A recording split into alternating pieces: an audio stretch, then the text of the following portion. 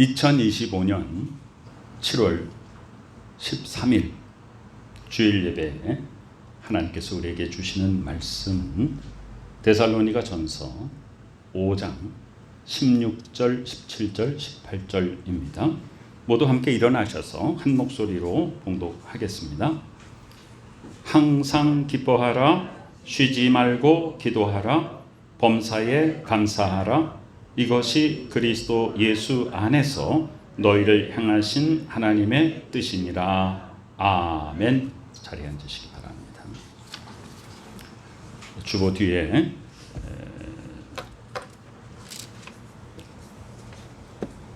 대조 성경 정리해 놓고 잘 보시기 바랍니다. 14절부터 우리가 보겠습니다. 오늘 이 주제 있잖아요. 이 세 가지.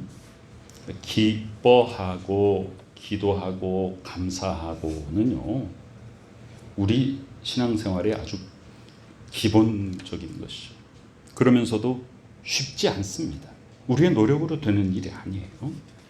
그래서 우리가 이 말씀 그대로 항상 기뻐하고 쉬지 않고 기도하고 범사에 감사할 수만 있다면 그건 정말 성공적인 삶인 것입니다. 오늘 14절에서는 형제들아 너희를 권면하노니 하면서 공동체 속에서 어떻게 우리는 서로를 대하며 살 것인가라고 하는 것을 구체적으로 말하고 있습니다. 개역개정에는 게으른 자들이라고 번역이 되어 있습니다만은 이전 번역, 한글 개역 성경에는 규모가 없는 자들이다 이렇게 번역을 하고 있습니다. 그래서 게으른 자들 그러면 좀 너무 단편적으로 진짜 사람이 막 게으른 그런 사람으로 생각이 되고, 규모가 없다는 것은 뭐냐 하면 이 삶이 조리 있게 잘 살아가지 못하는, 마음이 연약하고 뭔가 이 세상 속에서 자기 힘으로 스스로 이렇게 살아가기 어려운 그런 상황에 있는 사람들을 말합니다. 그 게으른 자들, 마음이 약한 자들, 규모 없이 사는 사람들을 권계하라, 잘 권면하고 계도하라 하죠. 또 마음이 약한 자들을 격려하고 힘이 없는 자들을 붙들어주며, 그 다음에 중요한 게 모든 사람에게 오래 참으라 그랬습니다. 그러면 여기 그 게으른 자들, 마음이 약한 자들, 힘이 없는 자들, 그러면 이것은 우리가 어떤 대상이냐면 사회복지적인 대상자들이 되지 않습니까? 그런데 그런 어려움에 처해 있는 분들을 계속 돌보다 보면 답답함도 생기고요, 또 지치기도 하고 그럴 거 아닙니까? 그래서 성경은 우리에게 모든 사람에게 오래 참으라 라고 말합니다. 어려운 사람들을 잘 이끌어주는데 이 사람들이 그렇게 쉽게 벌떡벌떡 일어나서 자기 힘으로 막 이렇게 살아가는 힘이 안 생기더라도 실망하지 말고 낙심하지 말고 오래 참고 끝까지 잘 인도해줘라 그 말입니다. 자기 자신을 살피는 것 참 중요합니다. 갈라디아서 6장 2절부터 5절까지 매우 중요한 말씀이 있는데요. 2절에는 너희가 짐을 서로 지라 그렇게 해놓고요, 5절에는 각각 자기의 짐을 질 것이라 이렇게 얘기했으니까 서로 반대되는 거 아닙니까? 그런데 이게 공동체에서 굉장히 중요한 얘기를, 짐을 서로 지라는 것은 남의 삶에 대해서 모른 척 하지 말라는 거예요. 어려움에 처해 있는 사람들을 내가 가서 힘을 북돋아주고 붙잡아 일으켜주고 내가 가진 것으로 도우라는 것입니다. 그리하여 그리스도의 법을 성취하라. 그리스도의 법이라는 건 사랑의 실천이잖아요. 그렇죠? 예수께서 이렇게 말씀하시잖아요. 네가 가진 것으로 남에게 베풀라. 누가 오리를 가자 그러면 십리를 가지고, 겉옷을 달라 그러면 속옷까지 주고, 그렇지 않습니까? 성경은 우리에게 말합니다. 사랑이라고 하는 것은 관념적인 것이 아니다. 머릿속에 있는 것이 아니다. 그냥 마음속에 있는 것이 아니라 행동으로 옮기는 것이다. 누가 배가 고픈데 배부를 찌어다 하면 그 사람이 배가 부르겠는가? 내가 가지고 있는 양식을 떼어서 내가 좀 덜 먹고 그 사람에게 먹으라고 줘야 그 사람의 배가 부르는 것이지. 그래서 여기에 그리스도의 법을 성취하라는 것은 사랑을 실천하라는 것입니다. 만일 누가 아무것도 되지 못하고, 즉 사랑을 실천하지는 않고 된 줄로 생각하면, 율법주의에 빠져서 나는 율법을 지켰다라고 말한다면 그것은 스스로를 속이는 것이다. 이게 율법주의의 맹점입니다. 그러니까 우리가 내가 성경 말씀을 잘한다고, 나는 기도도 열심히 한다고 막 너무나 열심으로 소위 종교 생활을 하고 있는데 나의 삶에 사랑이 없다, 다른 사람과의 관계 속에서 나누고 베푸는 게 없다, 그러면 그건 스스로를 속이는 게 된다 하는 것입니다. 그리고 중요한 얘기를 하고 있죠. 각각 자기의 일을 살펴라. 그리하면 자랑할 것이 자기에게는 있어도 남에게는 있지 아니하리니. 이건 무슨 뜻이냐면, 하나님과의 관계 속에서 나와 하나님의 관계, 남과 비교하지 말고 나와 하나님과의 관계를 생각하라는 것이에요. 그것을 점검하라는 것입니다. 그리고 나서 각각 자기의 짐을 져라라고 결론을 내리고 있는 건 뭐냐 하면, 처음에는 남의 짐도 같이 져주라 해놓고 각각 자기의 짐을 지라는 것은 뭐냐, 연약한 사람이 있으면 가서 짐을 져줘라 이거예요. 그러나 그 사람이 나 연약하니까 당신이 내 짐 져줘라고 끝까지 그렇게 가지 못하게 힘을 북돋아 주라는 것이에요. 그래서 남에게 의지하지 않고 이제는 스스로 일어날 수 있도록 하는 거예요. 여러분, 사회복지의 완성이 뭐예요? 계속 주는 게 아니에요. 주고 그 사람이 자립할 수 있게끔 도와서 스스로 일어나게 하는 것이, 그것이 목적이고 그것이 완성이지 않겠습니까? 교회 속에서 영적인 부분이건 육적인 부분이건 그렇게 하라는 거예요. 믿음이 연약한 분들을 위해서 이끌어주고 또 말씀으로 안내하고 중보기도 하고, 그래서 스스로 신앙적으로 하나님과의 관계 속에서 잘 일어나게 하라는 것이요. 또 물질적으로도 어려운 분들 이렇게 돕고 하면서 스스로 자립해서 일어날 수 있도록 하라는 것입니다. 자, 오늘 15절에 보면 삼가 누가 누구에게든지 악으로 악을 갚지 말게 하고 서로 대하든지 모든 사람을 대하든지 항상 선을 따르라 그랬죠. 로마서 12장에 17절, 아무에게도 악을 악으로 갚지 말고 모든 사람 앞에서 선한 일을 도모하라 그랬어요. 그리고 할 수 있거든 모든 사람과 더불어 화목하라. 성경에서 할 수 있거든이라고 말한 것은 그게 그렇게 쉽지 않다는 것이죠. 여러분, 모든 사람과 더불어 화목하는 것은 어쩌면 우리 인간의 능력으로는 거의 불가능에 가까울 수 있습니다. 사람은 누구나 관계성을 가지고 있습니다. 그래서 나에게 뭔가 은혜를 베풀어주고 잘해주고 사랑하는 사람에게 내 마음이 열리게 되어 있는 것은 당연한 것이지 않습니까?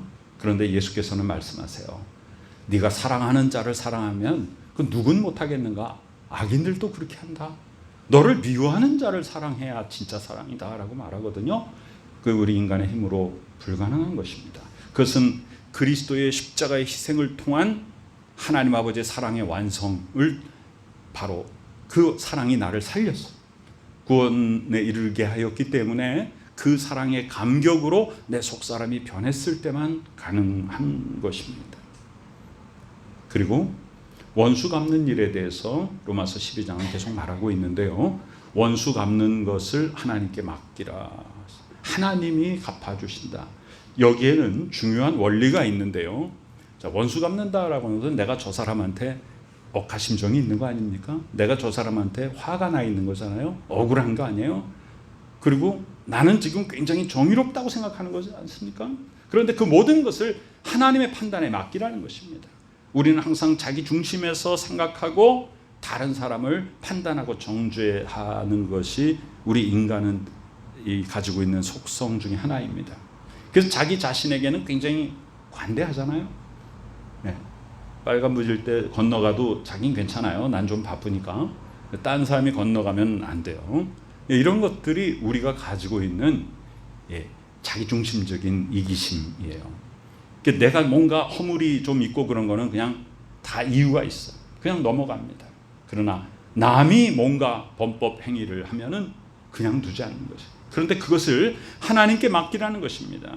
누가 얼만큼 잘못했고 누가 얼만큼 잘했고라는 것은 내가 판단하는 것이 아닙니다. 하나님께 맡기라. 그러면서 아주 간단하게 요약한 말이 있잖아요. 로마서 12장 21절. 악에게 지지 말고 선으로 악을 이기라. 이것이 영적인 전쟁에서 승리하는 비결입니다. 악으로 악을 이기게 되면요, 악이 더 커지게 되잖아요.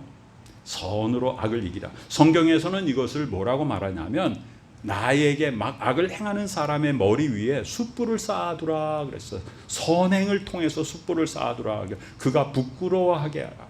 그럼 그 사람이 내가 저 사람한테 못되게 하는데도 저 사람이 나에게 계속 잘해준단 말이에요.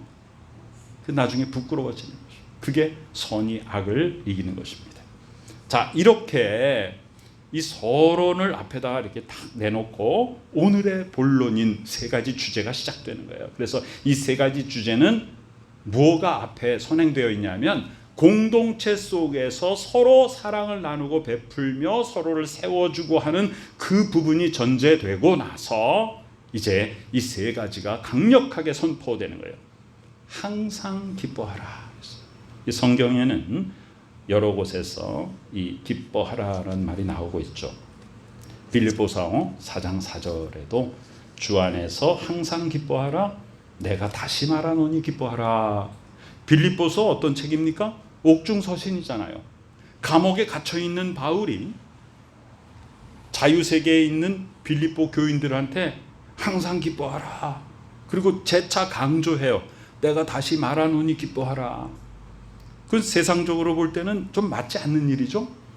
바깥에 있는 사람들이 감옥에 갇힌 사람에게 위로를 해줘야 되는데 바울은 자기는 감옥에 갇혀 있으면서 바깥에 있는 사람에게 도리어 위로하고 있습니다. 기뻐하라. 고린도후서 6장 10절에는요.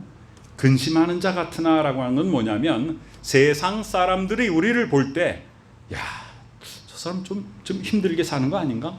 저 물질이 좀 부족하지 않나? 몸이 좀 연약하지 않나? 이 상황이 좀 어렵지 않나? 좀 걱정될 텐데 이 세상 사람들이 근심을 한단 말이에요. 나를 보고. 근데 아니다. 근심하는 자 같지? 너희들을 보기엔 근심하는 자 같지? 아니야. 나는 항상 기뻐. 나는 항상 기뻐. 왜? 그 기쁨의 원인이 뭐냐? 뭐 때문에 기쁜가? 라고 하는 거죠. 세상의 기쁨은요. 뭐가 주어졌을 때, 뭐가 됐을 때, 어떤 환경들이 열렸을 때, 이럴 때 기쁘잖아요. 그런데 그 기쁨은 그런 조건들이 사라지면 기쁨도 같이 사라지고요. 그 조건이 그냥 남아있더라도 그 기쁨의 그 느낌 있잖아요. 그건 점점 희석돼 버리지 않습니까? 그런데 우리에게 구원의 기쁨이라는 것은요. 그 감사와 감격은 결코 소멸되지 않아요. 그 감사와 그 기쁨이라고 하는 것은 하나님께서 독생자 예수 그리스도를 이 땅에 보내주셔서 그 생명을 나의 죄값으로 대신 치러주셨다는 것이에요. 얼마나 놀랍습니까? 그러니까 내가 그것만 생각하면 너무 죄송하고 너무 감사해서 내가 하나님 앞에서 어떤 세상의 곁길로 갈 수가 없는 거예요. 너무 하나님 앞에 은혜를 많이 받았기 때문에 그 기쁨입니다. 성경에는요. 예수 그리스도께서 이 땅에 오셨을 때의 기쁨을 말하고 있습니다. 마태복음 2장에 동방박사들이 나오잖아요. 그들이 별을 보고 매우 크게 기뻐하더라. 예수 그리스도의 오심이 우리에겐 기쁨이에요. 누가복음 2장에는 누가 나와요? 목자들이 나오잖아요. 그 천사가 목자들을 만나서 지극히 높은 곳에서는 하나님께 영광이요 땅에서는 하나님이 기뻐하신 사람들 중에 평화로다. 이렇게 말합니다. 예. 안나와 시므온 그 할머니 할아버지도 평생 예수 그리스도의 탄생만을 기다리고 있다가 기뻐합니다. 기뻐합니다. 예수께서 침례를 받으시고 공생애가 시작될 때 누가복음 3장 22절에 보면 성령이 비둘기 같은 형체로 그의 위에 강림하십니다. 그리고 하늘문이 열리고 하늘에서 음성이 들려요. 그럼 땅에는 누가 있어요? 요단강에 예수 그리스도, 성자 예수 그리스도가 있어요. 그리고 머리 위에는 성령께서 비둘기 같은 모양으로 나타나셨고 하늘 위에서는 성부께서 음성을 들려주시는 삼위일체가 같은 자리에 딱 임재하시는 놀라운 모습이에요. 너는 내 사랑하는 아들이라 내가 너를 기뻐하노라. 이렇게 성부 하나님께서 성자 예수께서 침례를 받으실 때 음성을 들려주시는 거예요. 내가 너를 기뻐하노라. 그러니까 하나님께는 뭐가 제일 기쁨이에요? 예수 그리스도가 구원 사역을 이루시는 것이 하나님께 기쁨입니다.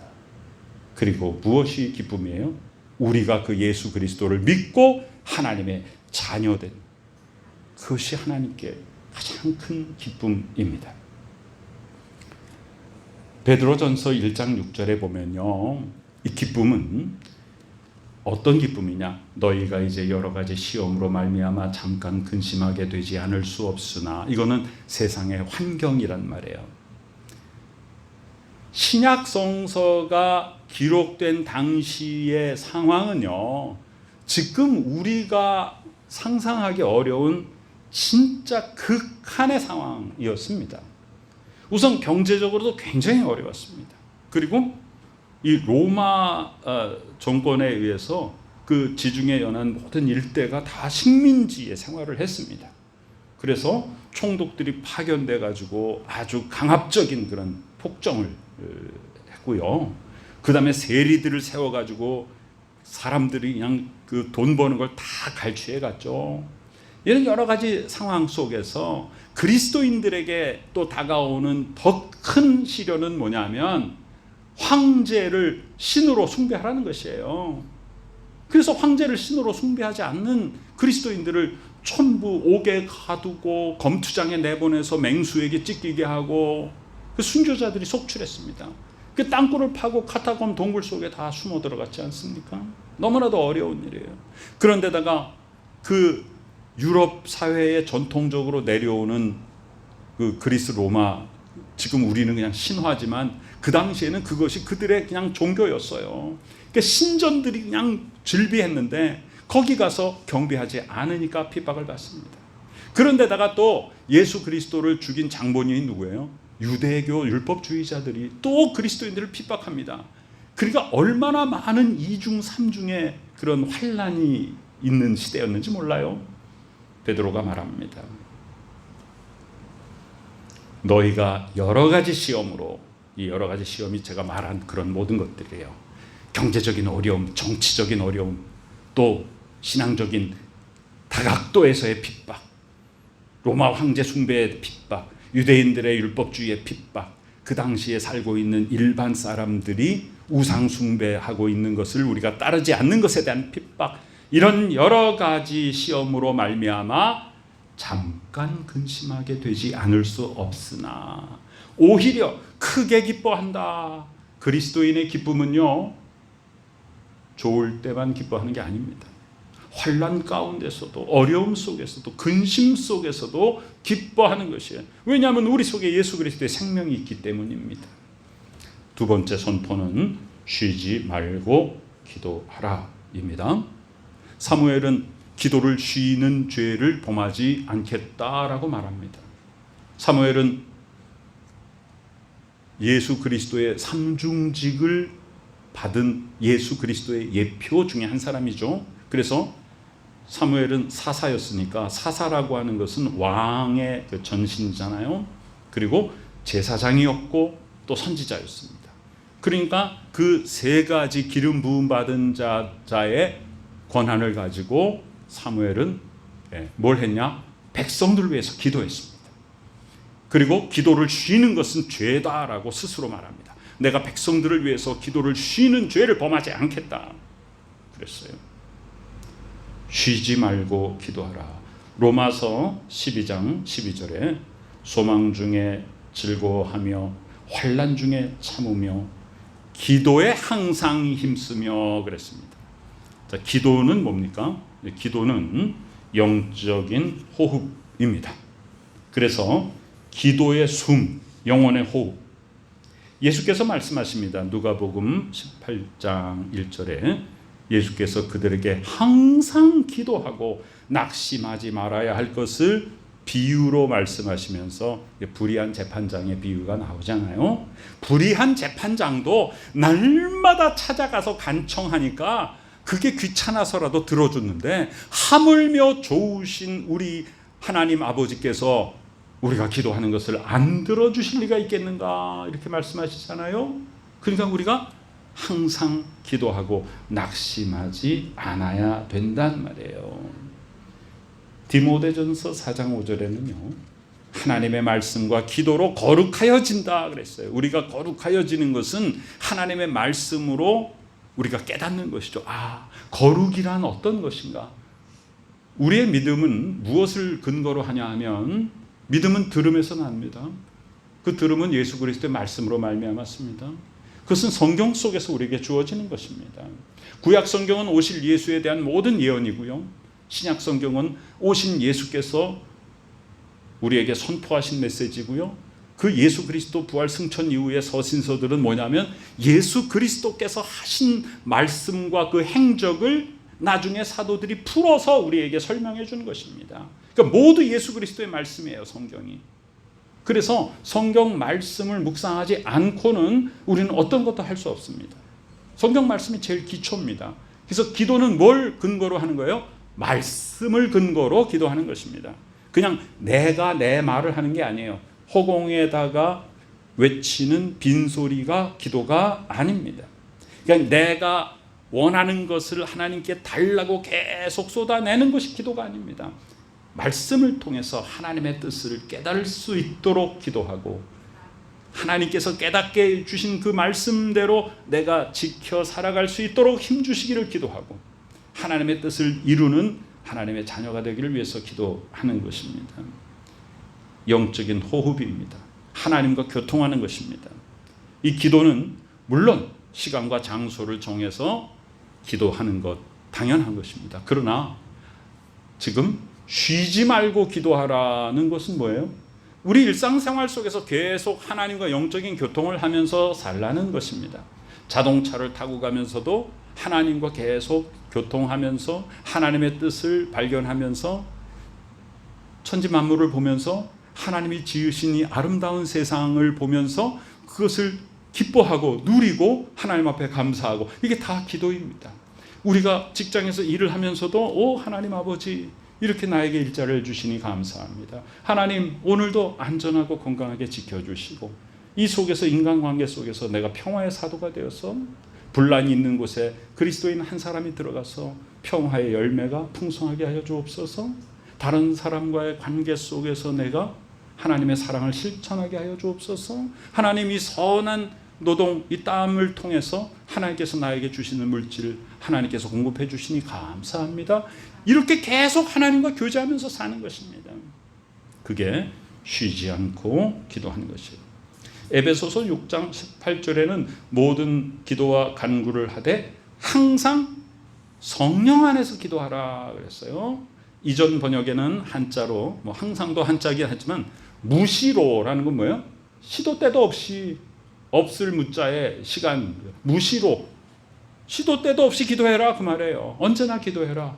그런데 여기 성령 안에서. 자, 성령께서는 어떤 분이세요? 내가 때로는 연약해서 기도조차 할 수 없을 때 인정하시는 거예요, 하나님이. 여러분, 우리가 연약할 때가 있잖아요. 낙심할 때가 있잖아요.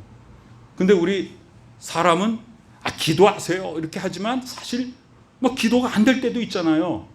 근데 성령께서는 우리가 기도조차 할 수 없이 낙심이 되고 힘이 없을 때 눈물 흘리시면서 탄식하시면서 나를 위해서 대신 비르신다 그랬어요. 그러니 성령께서 얼마나 좋으신 분이에요. 그래서 성령 안에서 기도하라 그랬어요.